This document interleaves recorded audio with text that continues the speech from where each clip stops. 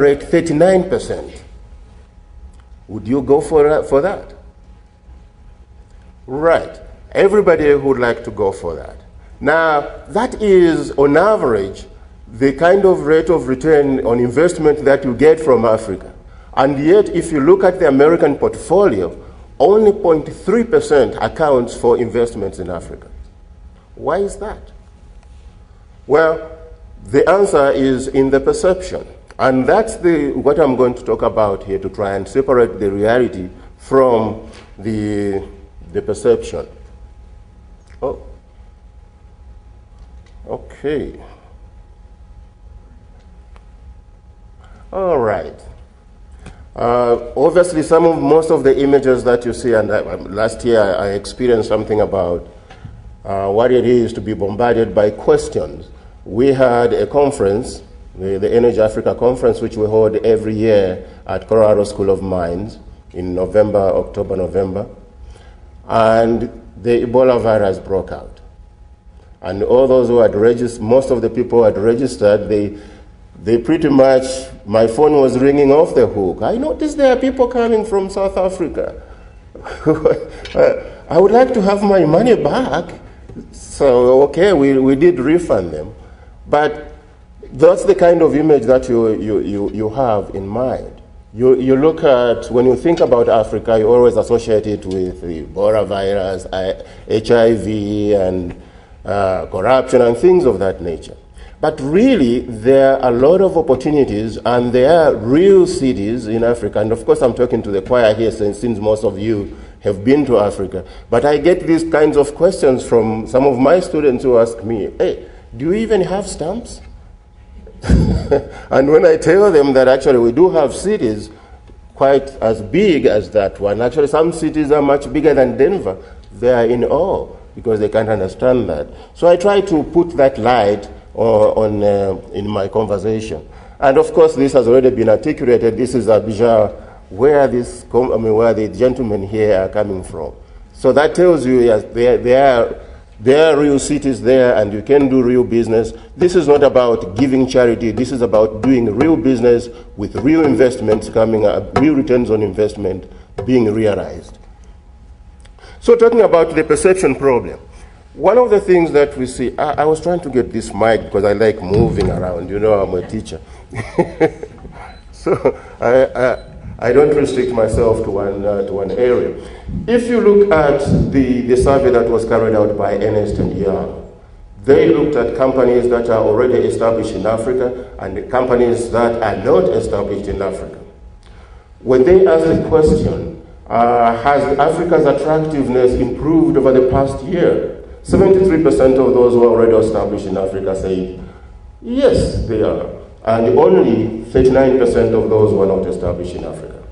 And then when the second question was asked, how do you see the attractiveness improving in the next 3 years in Africa? And 87% said, well, yes, we see a lot of a significant improvement in the attractiveness. And only 51% of those who are not established said they can see some improvement. Then, when they were asked about what are your strategic plans in terms of investing in Africa, is that part of what you're thinking about? Well, only 67% of those who are, 67% of those who are already established said, yes, we do have plans for investments. And only a meager 10% of those said, those who are not established in Africa said, yes, we do have some plans. So it tells you there is a huge gap here. Because people who are not established in Africa, they have a different view of what Africa looks like. And those who have been there, they have a different view of how Africa looks like. So the idea is to encourage those who are not there to try and get there.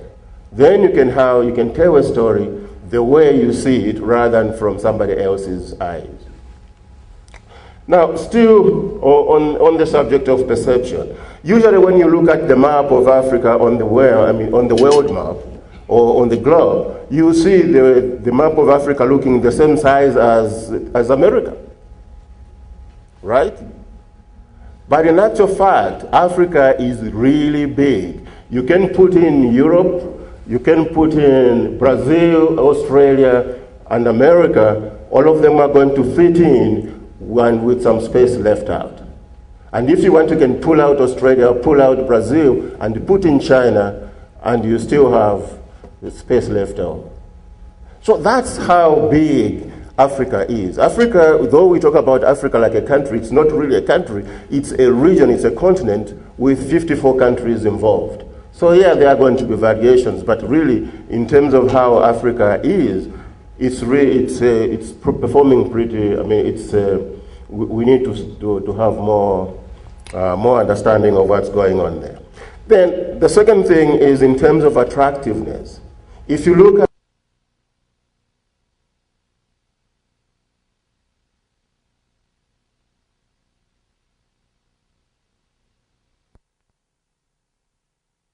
de 1,6 km de haut, ou altitude.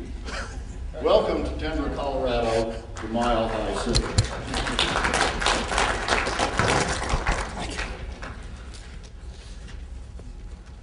And let's see, I'm going to have to hook up here, or... Yeah, can you all hear me? Perfect, I'm just going to use the table mic then, thank you.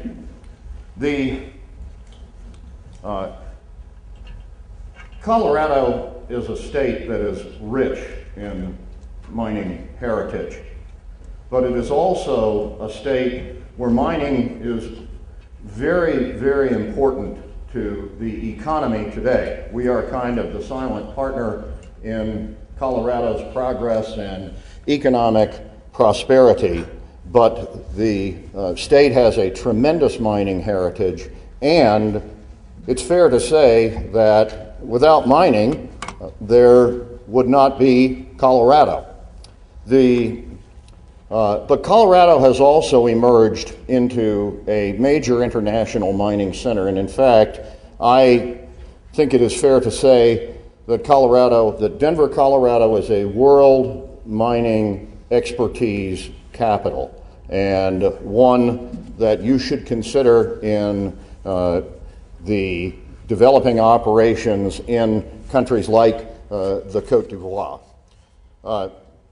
In fact, I was doing a little bit of research this morning, and while my presentation will be a bit provincial, parochial, if you will, to Colorado, we are a major international mining center, and I was researching the Fraser Institute's annual survey of mining executives, and it showed that the Ivory Coast was the jurisdiction that had shown the most improvement in overall investment attractiveness. So obviously, thanks to your efforts, Mr. Minister, in getting the Ivory Coast on the map, you've made significant progress. In fact, I'm a bit envious coming from Colorado myself.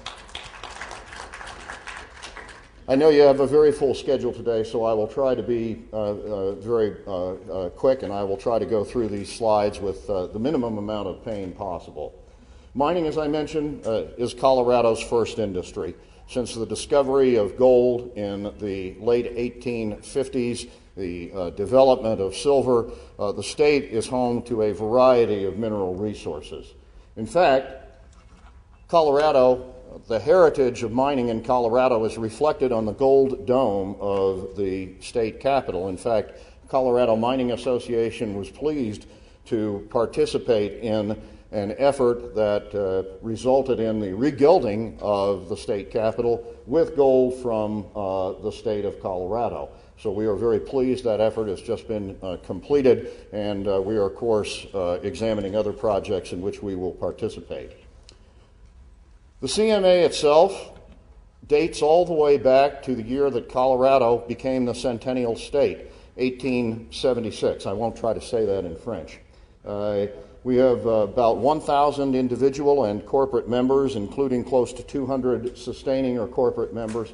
And we hold a national trade show, the National Western Mining Conference, and it is the only trade show held in the Western United States, national trade show held in the Western United States by a state mining association. This year, we just completed our conference, and we were pleased to team with the SME, the Society for Mining, Metallurgy, and Exploration, and drew more than 700, 800 mining professionals to Colorado. So that should show you what worldwide interest there is in Colorado and in Colorado mining. Colorado, of course, mining is very, very much a part of Colorado's future. We are the 11th ranking state in clean coal production. We rank fourth, roughly fourth, in gold production. And Colorado is the nation's leader in the production of molybdenum. We have the world's largest molybdenum mine where moly is the primary product being produced. We are also a significant, and those are the Henderson and Climax mines, which we will talk about. We are also a significant producer of jobs. According to the most recent National Mining Association survey, mining contributes more than 73,000 jobs to Colorado's economy and nearly $9 billion in contributions to its gross domestic product. We also rank high on the list of job creation among and compare very favorably to other states. Well, I will start with coal.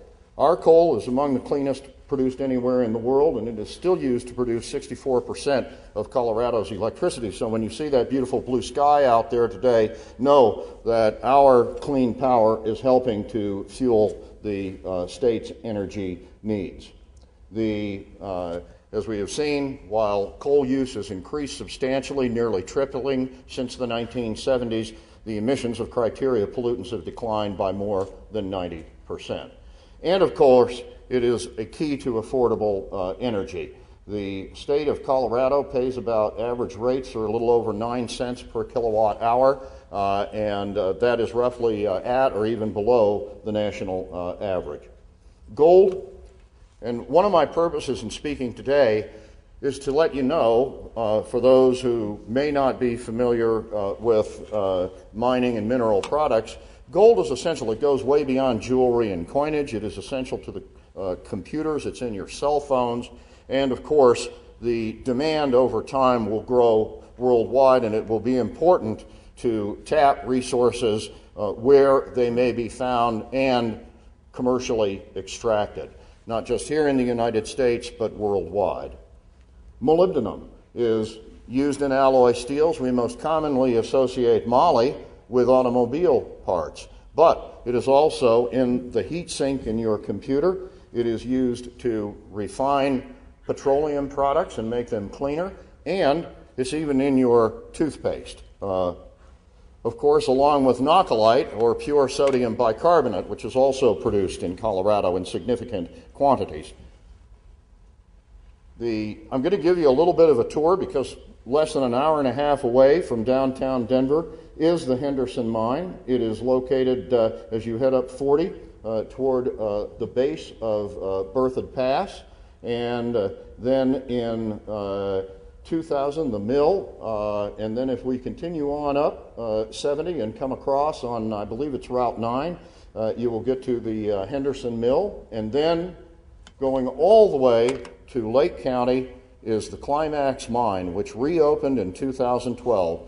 This mine first began operations in 1918, and it, despite a hiatus in the 80s and 90s, it reopened, and it is now producing large quantities of molybdenum.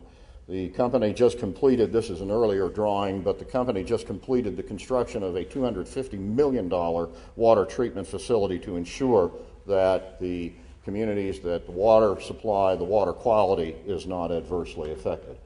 The environment matters. I won't read through all of these, but our mines are subject to among the most stringent regulations in the world. The U.S. standards of mining activity and operation are important. It's important for us to be a good neighbor to the local communities. We have also, in Colorado, we have an outstanding safety record. We believe it's important to return each miner home to his or her family at the end of their shift. And in fact, we have had 3 mines in Colorado that have earned the coveted Sentinels of Safety Award for being the nation's safest mines. And I think that's a very important achievement and one that often goes unrecognized, particularly if there is a controversy or if there is a mine accident somewhere. The mining companies, of course, are in the communities. With the Colorado School of Mine this afternoon to strike a partnership and move in this area. We have another school, which is the Business and Social Sciences, that offers political science, business administration with different taints, and computer information systems. And we have also, and that's also very interesting for the business world, we have a Center for Continuing Education that have few contracts today with two major banks in the region to offer continuing education to staff. I would say staff development. And here also, we will be happy to work with companies in Côte d'Ivoire to train their employees.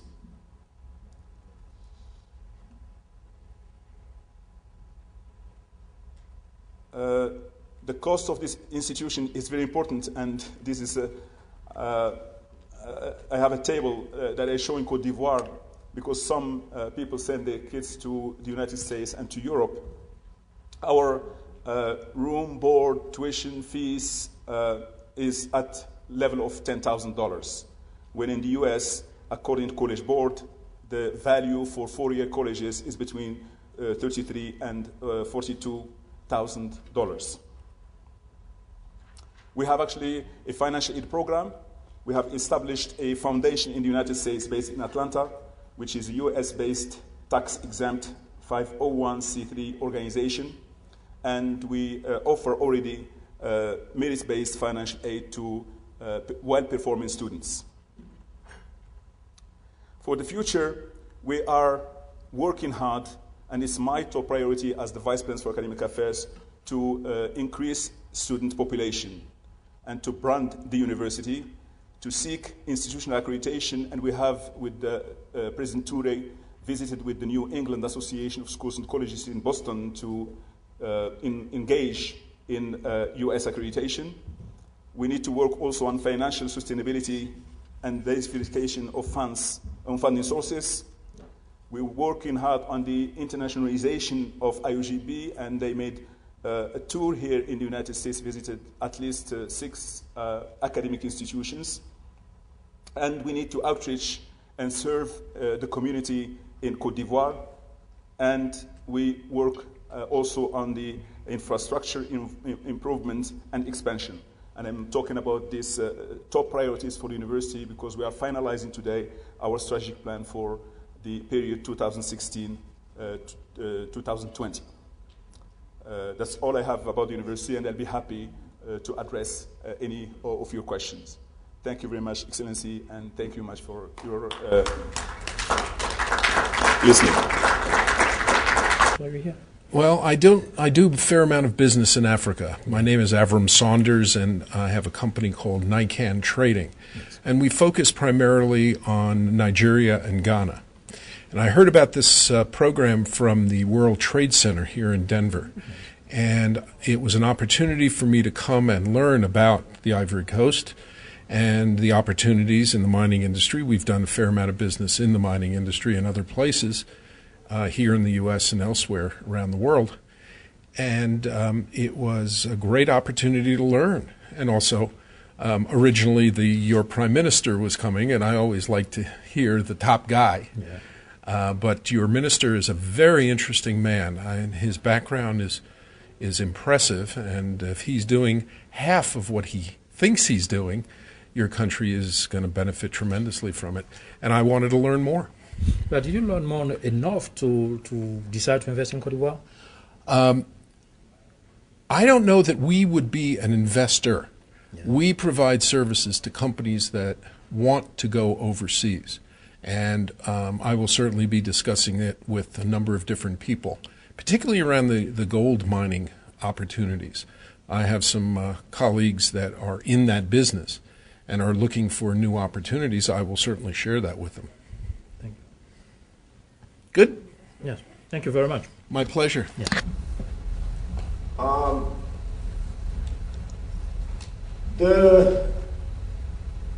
the gold mining potential in Africa, we believe, is very significant. And the main reason for this potential is existence of let me see if I have the existence of two cratons. One is in eastern DRC and south of Sudan, eastern DRC, and extends into Tanzania, and the other one is in the West African craton, and it is the reason for significant gold discoveries in both West Africa and also in Central Eastern Africa. Because of the significant geologic potential,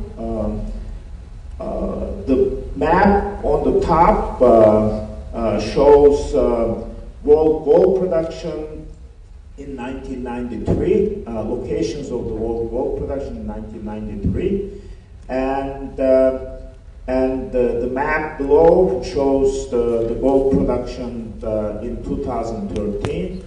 And in 1993, significant gold production came from, in North America, western United States, Nevada, Utah, and South Africa was a significant producer.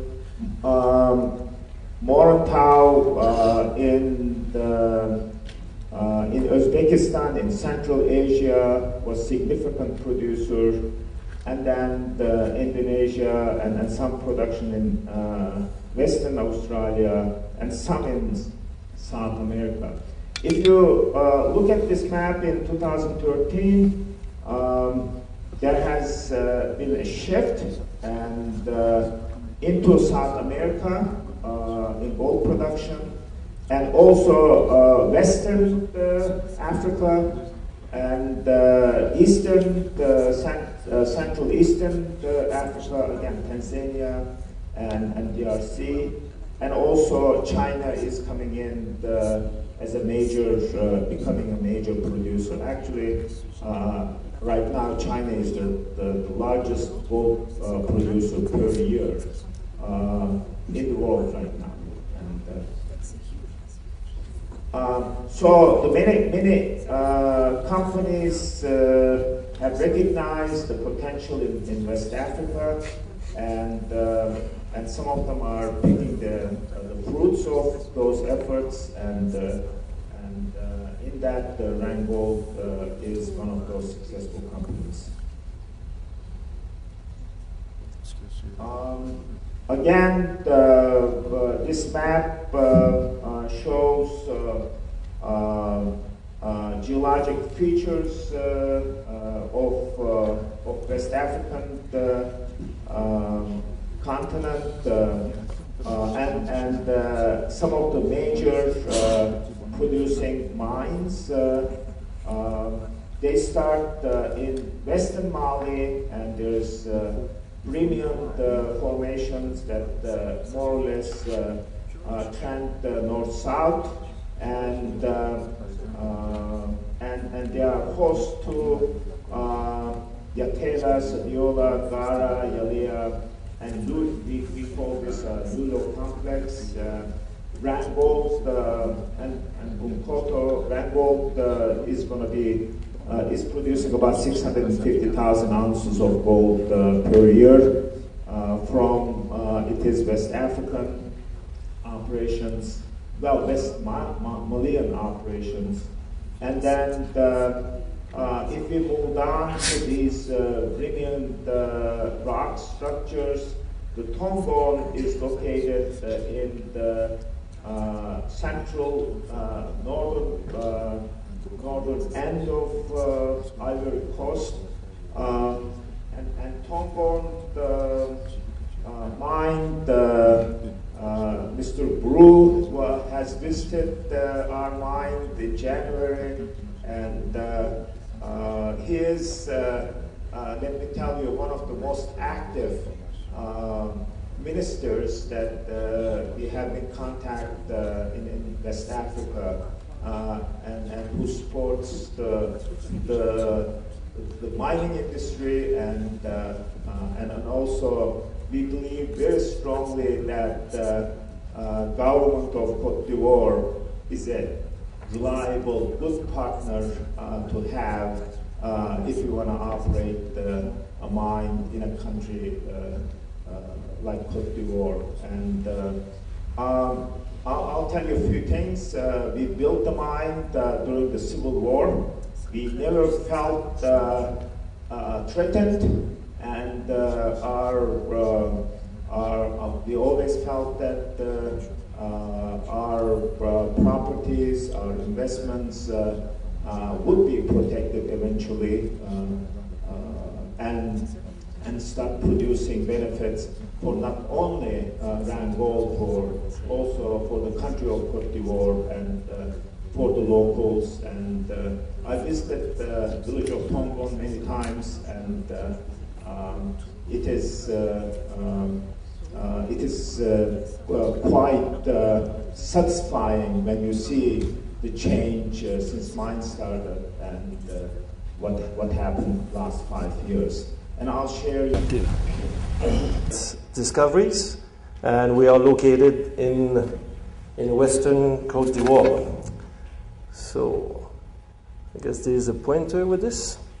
So Sama Resources is actually present in Côte d'Ivoire, in the western side of Côte d'Ivoire right here, and also in Guinea across the border. So we're covering a certain area, but our flagship project is actually in Ivory Coast, and is the Sama Bleu nickel copper deposit. So you're quite familiar with this, so I'm not going to read this, obviously. So Ivory Coast has been, as you saw this morning, and the growth in the country has been forecasted to about 9%. And again, I think I'm just repeating what you heard this morning too. And some of the best elements as far as the mining code as well. So I'm not going to go through that again. But Sama is actually present since 5 years. It's only been 5 years that we are present in Côte d'Ivoire. And I will explain you why we decide to go in Côte d'Ivoire in a minute in the next few slides. But since 5 years, we have discovered that the Côte d'Ivoire is not only gold as a commodity, but it's also nickel and base metal commodities, and lots of it. And I'm sure in this room is probably very little of you that knew before that Ivory Coast was actually a base metal destination. I'm sure very little people knew that. And there's a good reason for that. It's because the base metal was actually explored by Falconbridge in the 90s. And actually I was the director of exploration for Falconbridge at that time. And obviously Falconbridge was not on the fact that promoting every little project. And that information was kept quite silently. And actually, we just a few people that knew about all the potential for base metal in Côte d'Ivoire. I will show you that in a minute. So I've been working in Côte d'Ivoire for the last 20 years. We developed a team, a local team with us. We have a very good expertise, local expertise. Again, that was discussed this morning. We have a team of 7 geologists, all local guys. And all the management and all the work is done by our local team. We have no expatriates working with us in the country, and the work is done very professionally. This is actually it's all gold. We want to be the first nickel and copper producer with our partner, the SODEMI being the Société de Développement des Mines de Côte d'Ivoire. It's a government based mining activities, mining group. And we want to be with our partner the first producer of this in West Africa. And this is actually one of the first discovery of nickel, copper, and palladium in West Africa. So what we have discovered in the last 5 years, basically the Saint-Maclou nickel copper deposit here, which is nickel, copper, cobalt, palladium. We also discovered 30 kilometers away from this, the first original discovery, another zone called Yeplu, again the same element, but we also discovered or evaluated some nickel laterites. And there we have some nickel laterite that actually it's nickel, cobalt, and for some people might know it's a scandium rich laterite deposit as well. So you will see in a minute what's that mean as far as the regional camp, but we strongly believe that we are dealing now with the next world-class base metal camp, and this is in the western side of Côte d'Ivoire. We have a very good institution partners with us. We have the World Bank associated with the development of Sama resources. The World Bank owned almost 15% of Sama resources. They came 3 times in or raising, and they continue giving a very strong support to the development of what we're doing. We also have China Minmetal as a partners. They are also at 15%, and perhaps some of you know the group called African Lion, which is a group based in Australia, backed by the CDC, the Commonwealth Development Corporation, and they own 4% of Sama resources. So we have a very good support, institutional support and partnership, and obviously we have the support and the partnership of the Ivorian government through Sodemi. So this is where we are. Ivory Coast here, western side of Côte d'Ivoire, Abidjan is here, 600 kilometers to go to the site. And this is the zoom in this corner there. Oops, sorry. How do I go back with this? Backward. Up. Yep. Okay. So this is the border with Guinea and Ivory Coast. And you can see that we are very close to the border with Guinea here. In the 90s, I was the project manager for Falconbridge. And I landed there in Côte d'Ivoire in 1994. And I was responsible for looking at the nickel laterites that was discovered in the 70s in this corner there. Initially, when I arrived in 1994, we had 30 million tons of nickel laterite, and that was it. Okay? 4 years after that, we had 250 million tons of nickel laterite, and mostly with these 4 deposits. Sipilu here, Fungueso, Moyango, Vieira. Very good grade nickel laterite, probably one of the best in the world. If you take these laterite here, at a 1% cutoff, we have almost 50 million tons at 2% nickel laterite at 1% nickel cutoff. So these are very, extremely good. But when I was there, I said, well, what's the source of these ultramafic rock that generate these laterites? And as you can see, the nickel laterite in Philippines or in the... First, since this morning, most of you have stayed until this time is 1:30, and I would like to thank you also for your patience, listening. I learned a lot myself on what is happening in Côte d'Ivoire, so I hope you also did. We were very delighted to share this time with you. We sincerely hope that we were able to give you some information on Côte d'Ivoire, some useful information on Côte d'Ivoire. We stand ready to continue to provide you with any information that you would like to have. We also stand ready to continue to assist you if you need any specific thing. We have, as I said, the whole team of Mr. Camara here, Mr. Inza Camara, about the embassy, the ministry, the website of the minister.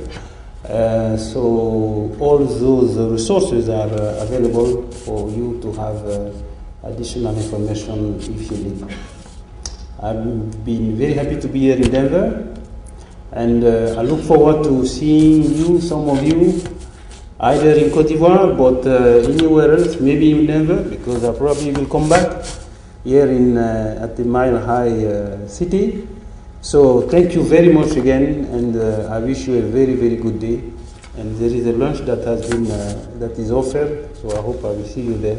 Thank you very much. Hi, I'm Ota Halley, the Chief Financial Officer of Henderson Mining, and I've attended this event to catch up with our partners in the Ivory Coast.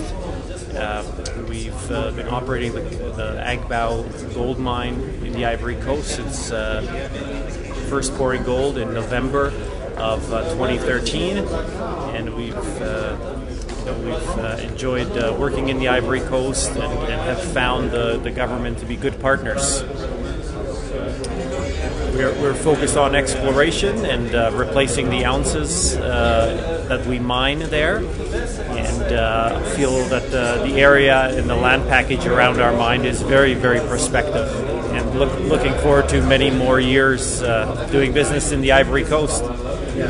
And it was nice to see this event come together and get to visit with the partners and see what others are doing in the Ivory Coast. Délégation ivoirienne pour l'investissement, attirer l'investissement minier en Côte d'Ivoire, parce que le potentiel de Côte d'Ivoire il est immense, il est pratiquement non exploré, donc il y a beaucoup de travail à faire, il y a énormément d'exploration, il y a énormément de potentiel à mettre à découvert et à découvrir, et on est là pour donner un coup de main. Oui, on vous a écouté au cours de votre présentation, vous avez été possible dans la présentation, vous avez parlé de tout ce qu'il y a comme opportunité en Côte d'Ivoire. Est-ce qu'en 2 mots, vous pouvez nous dire ça à nous et aux téléspectateurs? Alors, j'ai surtout parlé des opportunités au niveau de ce qu'on appelle dans le domaine minier les métaux de base. Alors, on sait très bien qu'en Côte d'Ivoire, il y a beaucoup d'or, il y a beaucoup de mines d'or. Alors ça, j'ai laissé ça aux spécialistes qui s'occupent de l'or. Moi, je suis plus spécialiste au niveau des métaux de base, donc le nickel, le cuivre, le cobalt, les platinoïdes. Alors, c'est des éléments qui n'étaient pas connus avant en Côte d'Ivoire. Et depuis maintenant 4 ans qu'on fait des travaux avec la Soudémie dans l'ouest de la Côte d'Ivoire, on a découvert des gisements très importants de nickel-cuivre sulfuré. Donc, c'est des nouvelles découvertes et c'est d'un intérêt marqué pour la communauté scientifique, la communauté des miniers à travers le monde, parce que c'est dans les premières fois que la Côte d'Ivoire démontre qu'ils ont un potentiel important en nickel et en cuivre. Alors, c'est pour ça qu'on est ici aussi, là, pour montrer tout ça et montrer ce que nous, nos travaux, on a fait et où on s'en va avec nos travaux. Donc, où est-ce que vous allez avec vos travaux? C'est très simple. L'endroit où on s'en va avec nos travaux, c'est qu'on veut être les premiers producteurs de nickel, cuivre et de palladium avec notre partenaire la Soudémie. Et on espère être dans un horizon le plus rapproché possible. Alors, M. Marc-Antoine, au niveau de la législation ivoirienne, quelles sont les difficultés que vous avez dû rencontrer pour vous établir en Côte d'Ivoire? Alors, la législation ivoirienne a évolué beaucoup depuis le temps que je gravite en Côte d'Ivoire. Moi, j'ai commencé en Côte d'Ivoire dans les années 90, en fait en 1994. On était sur même l'ancien code avant le code minier de 95. Alors, j'ai vu une grande évolution dans les codes miniers particulièrement. Et le dernier code qui vient de sortir en 2014 est très avantageux pour les activités en période d'opération. Peut-être qu'il reste encore quelques petits points à voir et à ajuster en ce qui concerne la première période, qui est la période d'exploration. Parce qu'avoir une mine, c'est bien, mais avant, il faut d'abord la trouver. Donc, mais en général, les codes d'investissement, les codes miniers et tout ça, ce sont grandement améliorés pour attirer les investisseurs en Côte d'Ivoire. Alors, quel est aujourd'hui le bénéfice des populations dans les zones dans lesquelles vous opérez? Qu'est-ce que ces populations gagnent en retour? C'est très simple. En ce qui nous concerne, Saman Ressources, Saman Nickel, notre équipe est entièrement composée de gens locaux. On a une équipe de 7 géologues formés en Côte d'Ivoire. Notre directeur de projet, qui s'appelle M. Bakayoko Bouaké, est basé sur Abidjan et son équipe est composée de 49 employés permanents, tous ivoiriens, et de la région, en plus de Youroudougou. Alors, je salue tous les gens de Youroudougou en passant. Et donc, notre implication dans la société, dans la communauté locale est très directe, parce qu'on a une politique d'achat local et d'investissement local. Donc, on essaye au maximum de maximiser, si on veut, les retombées dans la communauté sur place. Si on vous demandait votre situation géographique en Côte d'Ivoire, où est-ce que vous opérez de façon? En fait, on est exclusivement dans la région de l'ouest de la Côte d'Ivoire. Si on prend Man et un petit peu au nord la ville de Biancouma, après ça, on prend à gauche sur 30 km, on s'en va sur le village de Yorodougou et on a notre base à Yorodougou et on travaille entre la zone de Yorodougou et un autre village qui s'appelle Bunta. Alors, encore une fois, bonjour les gens de Bunta. Et donc, c'est notre secteur dans lequel on travaille. On est très impliqué avec les gens sur place. Merci. Vous l'avez découvert ici. Encore un site que vous avez découvert. Ivoire TV. Ivoire TV.